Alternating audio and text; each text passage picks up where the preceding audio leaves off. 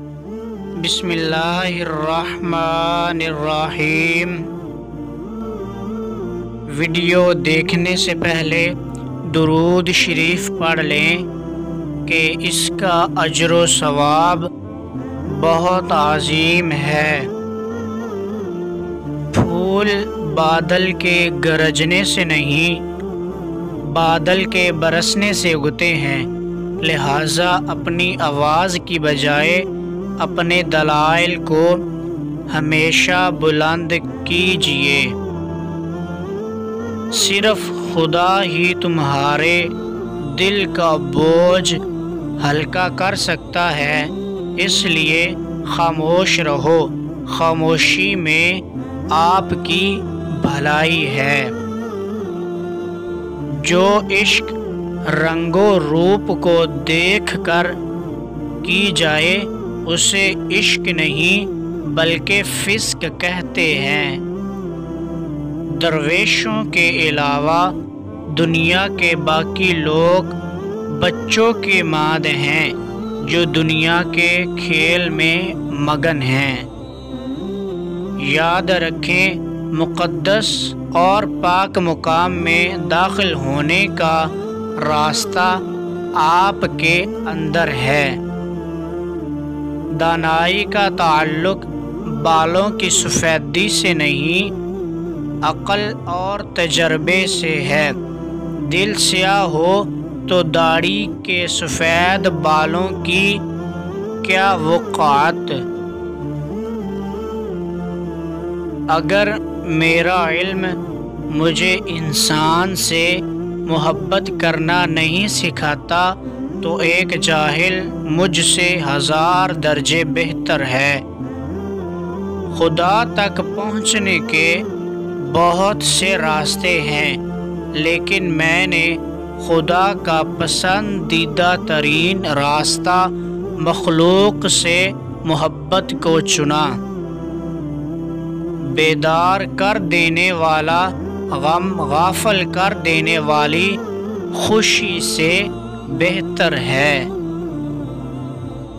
کسی نے مولانا جلال الدین رومی سے پوچھا کہ دنیا کیا ہے؟ فرمایا، ہر وہ چیز دنیا ہے جو تمہیں اللہ سے دور کر دے۔ اگر تم عظمت کی بلندیوں کو چھونا چاہتے ہو تو اپنے دل میں انسانیت کے لیے نفرت کے بجائے محبت آباد کرو۔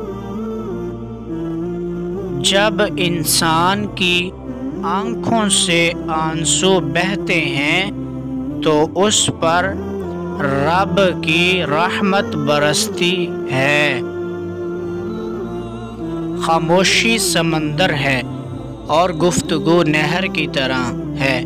تجھے سمندر تلاش کر رہا ہے تو نہر کی تلاش نہ کر۔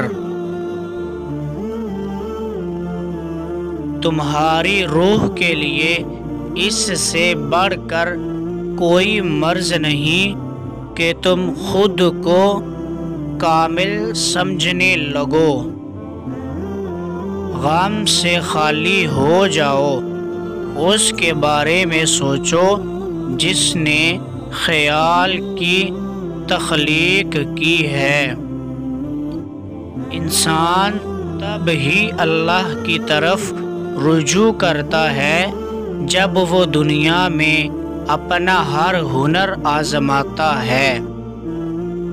غمگین نہ ہو، جو بھی انسان کھو دیتا ہے اسے کسی نہ کسی اور نعمت کی صورت میں واپس پا لیتا ہے۔